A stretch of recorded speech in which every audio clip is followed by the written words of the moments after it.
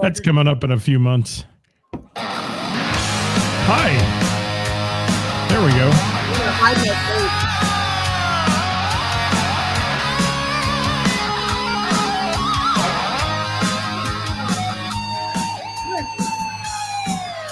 Working for the weekend, and I want to see a show. I flip on the book of face. Yeah, I know where to go. There's a man over there. Hi, pup. Into the music scene, showing lots of love for the community. With great advice, I know who I should go see. Who's that? Daisy. All around town radio show. That's where I go for the latest band info. Oh, yes.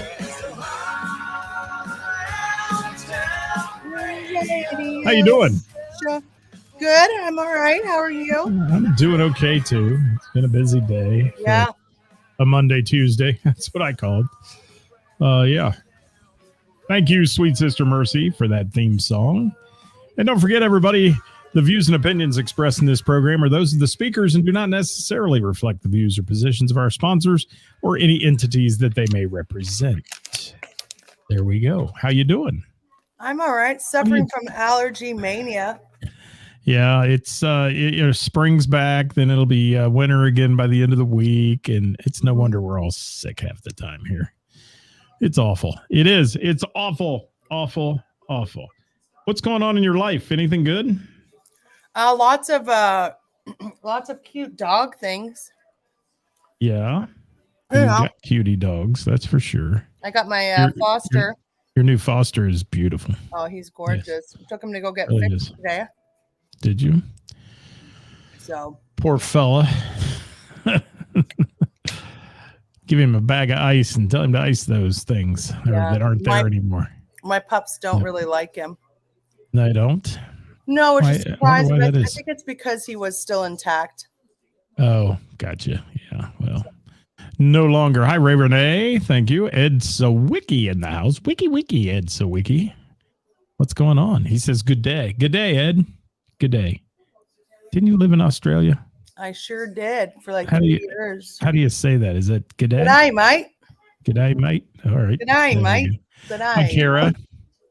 The lovely Gina McCann. Hey, yesterday, Gina, I feel like I am absolutely warm inside to know that somebody mentioned to her a voice like butter with cayenne pepper. It's sticking. It is. That's good. My little Gina comment, and people are liking it. How we doing? Good. Robert Simpson. Sup, hi, Erica. Sup, Kareem. Kareem, the champ. Kareem, Jim. Look at all these people. Ragweed. Gina says yes. Ragweed.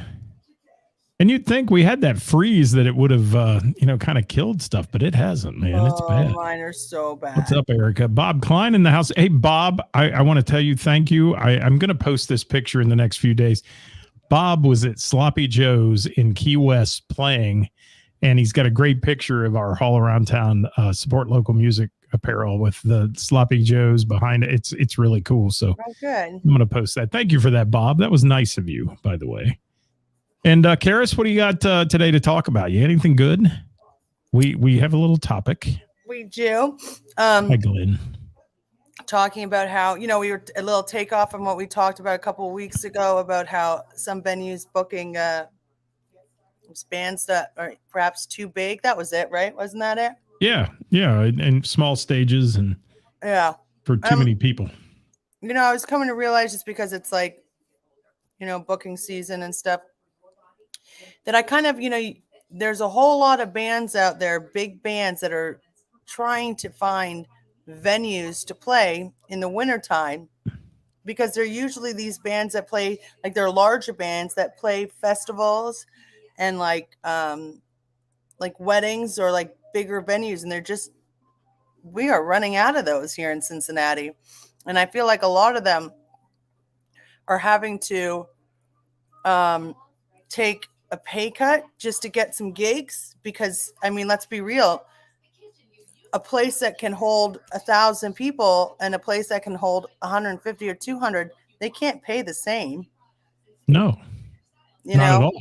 So, Nor can a place that holds 1,000 the band only brings 100 people too. I mean, that's the other aspect. and that's the of all other this. thing. And then you can go on the other side of that where, it's a band who, doesn't really bring anybody, but has a stern price, which is totally fine. I get that. It's this business is business, but well, we're not going to play for anything less than this. And I'm like, oh, that's okay. Totally get it. Why should you have to? I can't book you. Well, then just charge a cover. What? Why? So I'm already having struggles bringing people in when you play. And now you want me to charge the few people that are coming in $5? We're not going to have anybody here. I mean, let's do common sense for a second. It's not sometimes, and a lot of times it has nothing to do with the talent of the band. It's just location is one of them. Taste, but I'm not going to charge a cover when there's already not a following. Whole nother show, but yeah. I get so frustrated sitting in a place and watching a band and that has a cover charge. And people walk up to the door, they say $5 cover, and they turn around and leave with this like arrogant look on their face, like, well, I'll show you. And then they're going to go down the road and spend, $10 on a McDonald's sandwich and fries. It just doesn't make any sense to me. But it happens. It happens all the time. Like I'm having to charge cover now because everything has just gone up. Like, and I just can't afford it. The cost of bands have gone up. Like I'm literally losing money. So I have to charge a $5 cover for most bands. And people don't like that. Don't you think there's so many people out there, including bands, that think, oh, these bar owners are dripping in money? I mean, it's amazing to me how many people think that, and they don't get the cost. And we've beat this to death on our show about BMI, ASCAP, CSAC, all those things you pay. Your overhead, your electric. Every time somebody breaks a toilet, somebody's got to fix it. People, we say it all the time. I feel like people have no idea how you're so busy. You can afford us. No, I can't. Like, do you not understand my overhead? And especially if you see this one night and you see that I'm busy. Yeah, great. That covers about this much of what I had to spend. And when I'm not charging cover, do you know how much I'm paying? Like, I'm paying about $60,000 a year in entertainment because I'm not charging a cover. Right. And then what about sales tax, everybody? Because they don't make it mandatory for liquor sales now for bars sales tax, but a lot of us are doing it now because it costs us about $75,000 to $100,000 a year. Yeah, and those are those ancillary costs that roll in, and again, people don't realize what it takes. And it's like the only industry that doesn't have to pay that the customer doesn't have to pay their own sales tax. Well, they do in your place, right? Well, we just initiated that. Yeah. You have to. And I've seen people now that there's a lot of places that are charging more if you pay by credit card. And I get that. And they're taking that away. So now people are doing more of the sales tax thing because it's all such a mess. This industry gets screwed more than any industry. Well, that I'm aware of. I could be mistaken. Oh yeah, just open the door and they will come. Right at the bars, you'll make millions of dollars if you open a door. They wouldn't have Bar Rescue on TV if people were making millions of dollars. All of them in the bar business. Crazy. I mean, think about remember COVID. You remember COVID? How it was like us and hairdressers were kind of the only ones that were paying the price. Like if you get caught, you'll get fined and lose your liquor license. Right. If you cut hair in in the privacy of your own home, you will lose your beautician license, whatever, the hairdresser license. It was insane. And Tina, you're spot on that too. No people really have a clue, and they don't understand the cost either of what it takes for liability insurance for a place like that, and all the things that you pay each year. And I used to lease a space, and I had to buy glass insurance. Never broke a window in my life in the place, but you had to have glass insurance on your lease. Yeah. You had to carry it. So it was crazy. It's insane. It's crazy. But anyways, we're totally off topic. We are. But let's talk about bands. And can I pick your brain a minute? Yeah. You have a venue that's, what do you say it seats or holds? Well, fire code says 165 inside and 44 outside. Okay. So let's just say 200 people roughly. Okay. You can't possibly sell enough alcohol in one evening to pay a band that wants $3,000. Oh, it doesn't happen. Or $1,500 for that matter. Our average drink price is what? $3? Right.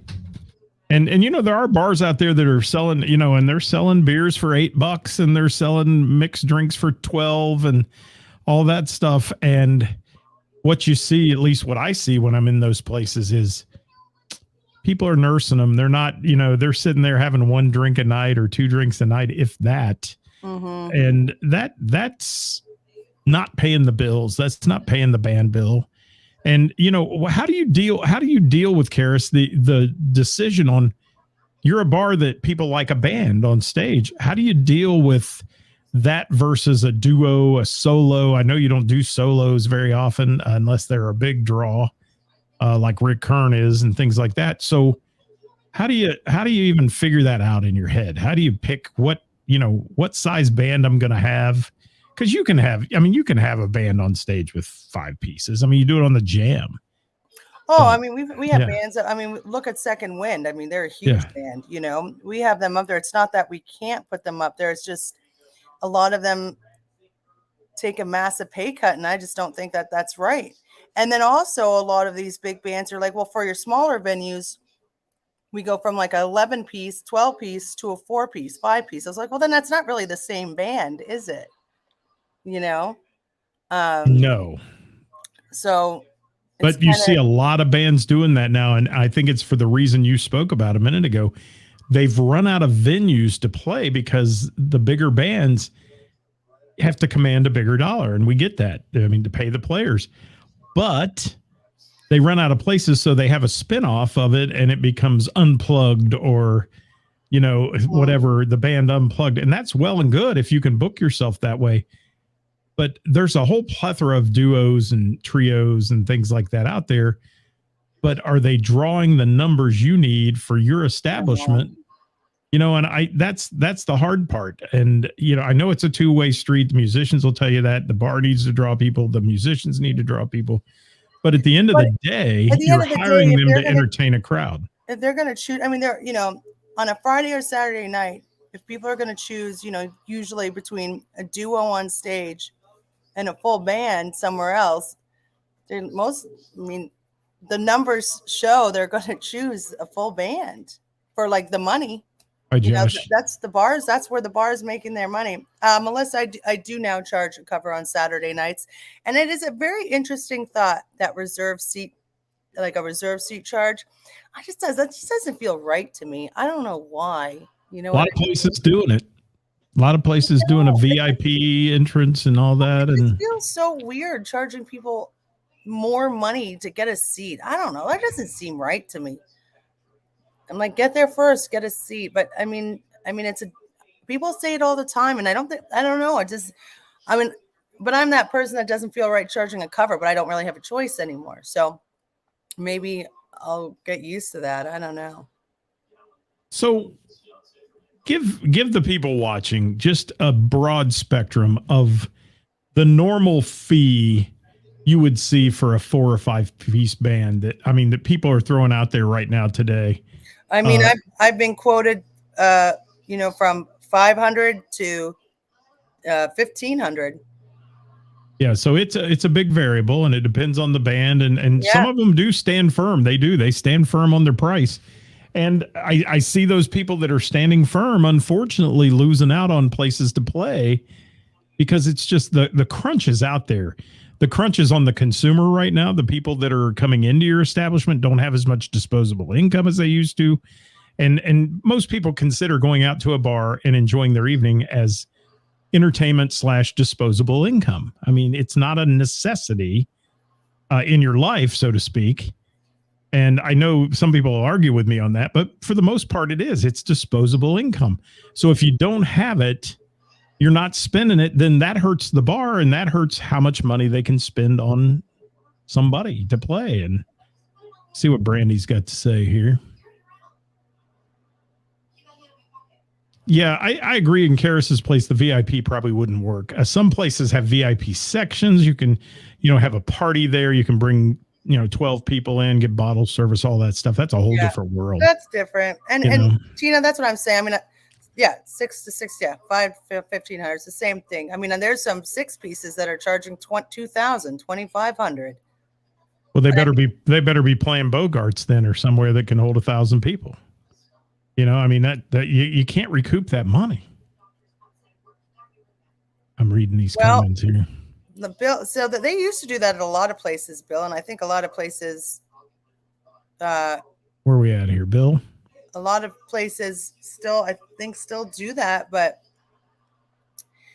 unfortunately, that doesn't tend to I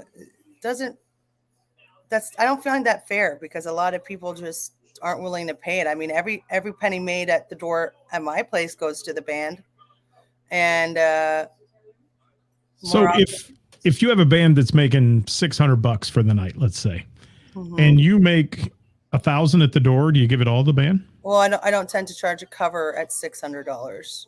Okay, so because it's something that I can usually budget. Right. Okay, makes sense. Anything higher, yeah. The days of the band working for the door are over with too, because that's a loss for the band sometimes too, and it's that's almost like whoring yourself out or something when you do that. I mean, you play it, you're an entertainer and you're a professional. You should get paid to be an entertainer, whatever price you set. I mean, 100%. Should be whatever you agree with, because I know guys that are out there, playing for slices of pizza a night and crap like that. It's stupid. It's a whole lot of work. I mean, they, I get it. I get why they charge what they charge, because it doesn't just start from, when I book them from 9 to 1, they're not just there from 9 until 1. They're usually there quite a few hours early, setting up, like all of that stuff. So I get it. I totally get why they get paid. And you just bought a PA, so firsthand how much that stuff costs, that they drag in and out of there and do damage to every time they're moving, and everything else that goes on in a band.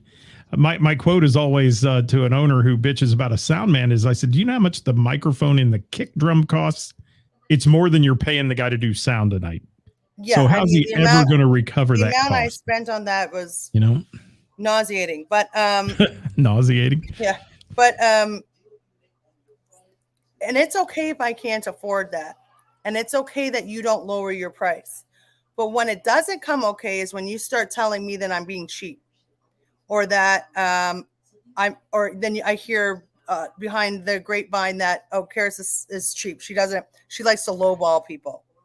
No, I don't. I just literally cannot afford you. And because you don't understand my part of the business, you now are accusing me of lowballing or calling people cheap, or calling me cheap. Well, sure, you should break even or lose money every night. I mean, isn't that the way it should be? And so that's what pisses me off. And I try to say it. I was like, listen, I totally get it. I don't want you to budge. This is what you need. Unfortunately, I just can't afford that. And then I get bitched at, and I'm like, oh, well, let's change gigs for a second. I don't know. It's just frustrating. So why don't you do duos and solos? I mean, for the most part. It doesn't bring, I mean, since I started booking at the Bell or owning the bar, I think I've had 1 or 2 single or duos that has actually had me break even or profited a little bit. So that is, you have some phenomenons that play there that are different. I mean, Gina and Johnny's a good example. That's they draw different. A crowd. So in the summertime, they're the ones that I keep as the duo, because at least I have entertainment, and maybe in the summer I break even, maybe make a little bit of a profit, but usually, like I'll make profit with them. But I've tried it. I've tried it, all summers long, like for 3 summers trying to do that. I've tried doing it on Tuesdays. I've tried doing it, on every off day, and it ends up just costing me a fortune. I love that comment, Pete. Thank you for that. Yeah, that's and that's a great word. Transparent, and that's the thing is, like I was telling CFG, I was like, this is what I can afford. I'll show you the sales at the end of the night. If this is what, if I make over this, I can give you more. And I literally show. I go step by step. Like I can show you. I have nothing to hide. We're both in business here. I don't care what I made that night. It's all of so. I always pay up if the numbers are right. Well, yeah, and you can have there are so many variables in this, and as we kind of teased on the page today about what bars are fits for solos, what bars are fits for duos and trios, and then what bars are fit for bands. Mm-hmm. There's so many variables though that go even much further than that, I think, and as to just what's happening that night specifically. And if you book a year in advance, let's say, and you book these bands, which some bars do. I mean, I had somebody tell me the other day, I'm booked for 2024. Oh, some of my stuff has been booked for a year. And I'm thinking that's okay. But what happens when somebody decides that same day that you book that expensive band to throw in some big giant event in your close proximity, which is, and it's, 80 and pretty outside, and it just sucks the life out of your place. And especially late in the season. Yeah, that's what happened to me last year a couple of times. So I've actually slowed, like I haven't booked fully. I'm still not booked fully because I got to be careful. Yeah. And that is really scary. And I know Tina just chimed in, says it happens. And I will say, Tina, I've seen you. Tina has to even sometimes shut down when the factories shut down in her area because there's just, and not have live, I shouldn't say shut down, but not have live music because she can't afford it because the clientele isn't there, and the people are gone on vacation and all those things. And that's a factor that you think about sometimes in the bigger cities and things where it can affect. If Taste of Cincinnati's happening on that night and it's beautiful, you're going to hurt. It's going to hurt you. It's just it's the thing. And you were right when we talked earlier today, Ceris, about these big bands who play festivals and weddings all summer. What do they do in the winter? And I feel bad. We do not have enough music venues here to because these are like these bands that play the music festivals and all that. They're really, really good bands. Bob, I agree 100% on that. But there's just nowhere for them to play. Like, man, I have about 3 bands. They're like huge, like incredible bands, huge wedding bands. They play weddings, they play festivals, they play like Fountain Square, they play all these they're huge and they're so good.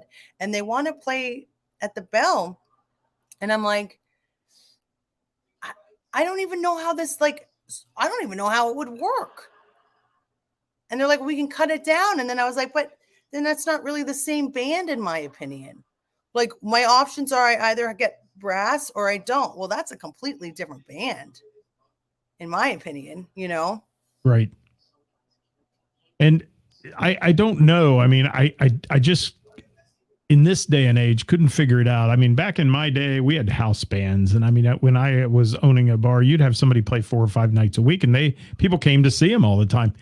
But now I don't know where I would even start to think about, can I pull this off with a cheaper duo, and is it good for me? Will it bring anybody? I mean, listen, because it depends on the venue. If I had a cancellation and, I'm not going to book a duo for Friday or Saturday if I don't have to. And it's not because these duos aren't crazy talented. This has nothing to do with it. It's just statistically, I mean, I can see the numbers. It just doesn't make sense for me either, especially if some duos are only charging. Some duos, you'd think you'd be saving quite a bit of money, but you don't. Some duos charge quite a bit. A lot, yeah.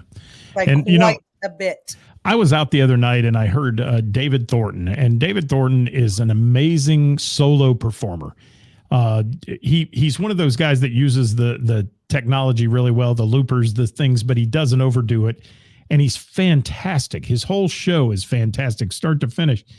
And I'm thinking, wow, that's good, but do people just consider it's a solo thing and just not go because it's just some guy playing guitar, you know? I mean, that have never seen him play. And of course it would be more affordable for the venue, but there are only certain venues that would fit in. And he plays some bigger places. He plays Grainworks in Westchester. It's a big room. And he does well in there, but other places I know he goes and it's a paid practice almost, because I was there the one night, and God love Heather's. I love Heather's to death. And it was me, David Thornton, and another couple watching him play on a beautiful night because there were so many other things going on. So breweries are different. Breweries, I don't even put them in the same category as a bar or anything like that. They are on a whole different level. Breweries have its own type of clientele, and they're busy. So really, and they're not going there for entertainment, I don't find, all the time. Thank you, Ed. And Thanks, Ed. No. People go to breweries and sit and talk about how the hops taste in the beer and all that. They're not really looking for like loud. They're looking for, background stuff. Yeah. And there are some places, sports bars drive me nuts too, with they pump up the games and all that, and then they put some musician in there, and they could have just turned on the game because everybody's watching the game. Don't pay the musician if you're going to have a big game that night. Kareem, that just came up is I had a band come up, they played, and we worked out a beginning price because there's always a beginning price, and if they hit a number, I give them more. And they did. They're an extremely talented band. It had nothing to do with their talent by any means, but they just didn't draw that much, and my numbers were really, really low. And the people that they did draw, which is one of the first questions I ask is, where do you usually play? Because if somebody plays in Dayton or somebody plays far further, I know I'm not going to get that many people. And if I do get that many people, a lot of them are not going to be drinking because they have a really long drive. So I got to cut a couple $100 off because I know I'm going to lose a couple $100, which is why so many people are like, why don't you book us? Even though we're from out of state. I said, because I'm not going to make any money. I'm literally not. Yes, I have my own crowd, but people aren't going to know who you are. So if Fretboard or any bar around me has somebody that somebody really likes, I'm out. So I said, so this band didn't bring in, and then we were trying to book again this year, and they raised their price, and they said, we're not going to book for anything at this price. And I said, I get it. I totally get it. But this is what, I showed, this is what I made. When you played last time, I can't afford to pay you more. I would literally be in the hole. And they're like, okay, well, then I guess we're just not a good fit. And I said, okay, totally fine. We each got to stick to what we want. I've got a question for Sean Cooper. Sean, if you're still out there, Sean does music one night a week in his, and it is a bar/restaurant. It's called Milano's, and great food, great entertainment there when he has bands, but he has solos and duos. Now, Sean, what is your purpose? I want to know if you can make a quick comment about why do you have live music on Wednesday night, with it being the restaurant's always full. I mean, you guys are always busy. The bar's busy. Why do you do live music on Wednesday night? What purpose does that serve for Milano's? I'd like to know if you don't mind sharing that with us, because that's a different type of animal there. That's not a bar working on entertainment 7 days a week. They're just doing it one night a week. And what's Ray say here? Yeah, Tina, you're spot on too with that. I mean, God love them. I've seen some of the best bands come from, New Jersey and come in and play. And I've done shows. This guy named Sam Grow, who is absolutely amazing. And there's nobody. Yeah. Because they're from out of state. And, every time I hear Nashville recording artist, means Nashville recording artist to me normally in this area means no draw. Because it literally means no when draw. when you say that, it's a shame because some of them are very talented. Yeah, and I've wanted to book so many, and they charge so much. I had this one band that wanted to play, and I was like, well, how much? Because I try to give I really love the idea of trying to give everybody a chance. And I'm like, well, how much would they charge? And they have this big number because they need to cover their travel. They need to cover their hotel. They need to cover their gas. They need to cover all that. So I'm supposed to pay for that, even though nobody's going to know them here. But I'm the one that has to pay more to cover your traveling for you to get, like you're trying to grow your fan base. Yeah. Why am I paying more to cover that for you? And I get it. You've got to make some money. I'm not trying to tell you to play for free. But if you charge, I'm just throwing this number, $500 in Nashville to play, and you're going to charge me $1,000 because there's travel, because you want to broaden your fan base. I don't want to be rude, but nobody here is going to know who you are. And I don't know if it's my job to pay for that. That's a fine line. It is. And, I see you worry even about national acts you have come through your door. Yeah. Because, the cost is high. The production cost is high. The putting them up, bringing them there, all those things cost you a lot of money.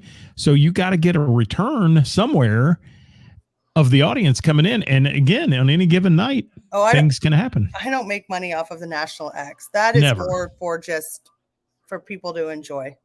Yeah. I don't make any money off of that, but, yeah, I want, I wish there was an unlimited amount of funds so I can try to become more versatile with like out of town bands like that. I could afford to do that.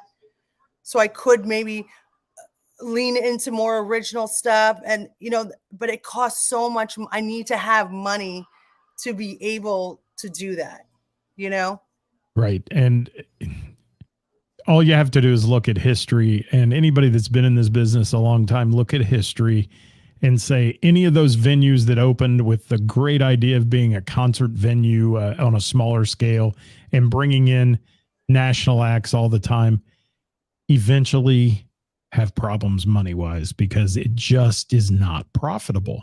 It's not. And it's tough. And I love going to Lori's Roadhouse. I mean, it's a big venue. It's a beautiful venue and all that. They bring a lot of national people through there. But if you talk to them, people will tell you that on any given night, a full house at Lori's with the national act and the costs associated with it is a wash. It's hoping to build the business, I think, to have people there on the other nights because they like the venue, Yeah. That's a big space to fill. It is. That's a lot of HVAC, as people don't understand sometimes. That's a lot of, a lot of insurance, a lot of square footage, a lot of fire protection systems. Let's go down the list. I mean, it costs a lot of money. There's Sean's comment. Let me see what he started as our Wednesday patio summer event. Had great feedback and turnout. And it gained traction. People playing on our Wednesday nights inside or on the patio. Yeah, there you go. Thank you, Sean. I appreciate that because I've always wondered it's a one night a weeker there. And that's interesting to me because you're really one of the only people around that are just doing a one night a week show on a weeknight. And I find it interesting. I love the people you have play there. I mean, he has some great people there and some talent. And it fits to have a solo or duo there. It would not fit to have a big band with a drum kit. No, and it doesn't fit to really have a solo on, Thursday, Friday, Saturday at the Bell. There's just location, you know what I mean? It all depends. Right. So what else you got for this topic today? Anything? Well, my whole point of this topic was to say I feel really bad for these big bands because there really is not a lot of options for them when the weather changes, and we're running out of music venues. And I have to say that the music is very different in different areas as well. And it's Hi, Billy. And, I'm going to mention like Heather's here locally, and Heather has a big summer, and that's the only time she can make money basically is in the summer with her big patio and such. And I've heard her tell people the same thing you said here today. There are people that were complaining to her about, I want you to bring this band back. They were so fantastic last year. She's just said to them, they've priced themselves out of my price range this year. And I can't bring them back. I'm sorry. I love them. She goes, I love the band. They were great. It brought a crowd. We had fun. But I can't afford to pay them. No. And unfortunately, the bigger the bands, the more money they want, which is understandable because they, most people want their members being paid, between $100 and $200 a gig, which I totally get. I'm not doubting that. I'm not at all. Like I'm not dissing that. It makes perfect sense. But you're coming to a bar that can hold maybe 200 people. And that the sales, I'm not going to say the number, but the number like on the sales of one of our busiest nights is not what you're thinking. You know what I mean? Do the math. Just do the math. Let's say I do max out at 200 and the average drink price is, $3. And Ceris, when we're talking, and I want to emphasize to everybody watching today or anybody watching afterwards, we're talking about the big bands that play the festivals, that play the, the wedding circuit and all that command a pretty good dollar, but we're not talking about ticketed events here. That's a whole different story. Like right. Jamie Combs had over the weekend, and I heard was just an absolute smash. Everybody so that was there, I am too, that I had to miss it. But Jamie Combs, he put together a touring act there. That's what they're doing. And that's a whole different animal. Right. You're playing venues that can recoup that cost at a $30 ticket or better, And, I'm going to go see the Eagles Project on Friday night down at Memorial Hall in Cincinnati. It's a ticketed event, and it's about sold out. So good for them. And they're guys that when they play the bigger, the bigger places. They play the outdoor places, the indoor bigger venues. And you just can't put them on the stage at the Bell and the Bear because their cost. Right. And Valerie, those shows, the Voodoo Child, all that. That show's sponsored.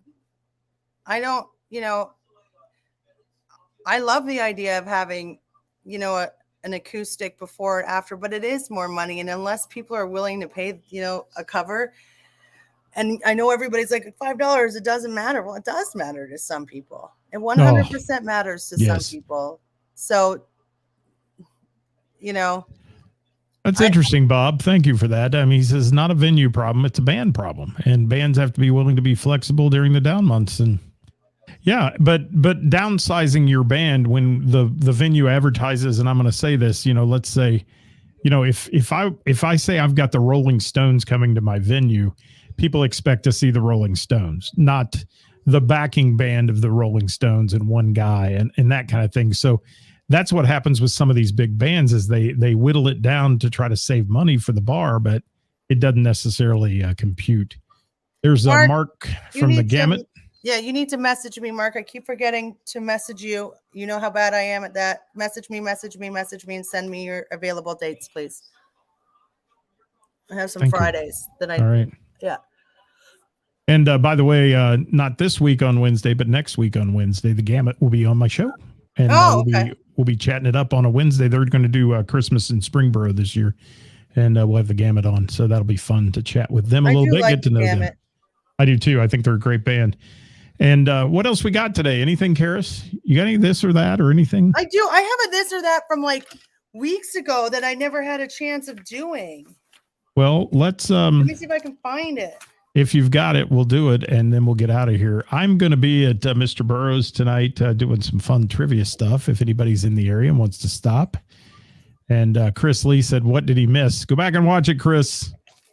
We were talking today, guys, about large bands basically not having a place to play, running out of venues when they command a big dollar and there's not places that can afford them. Oh. And that's where we're at. I found it. Found it? I found it. All right.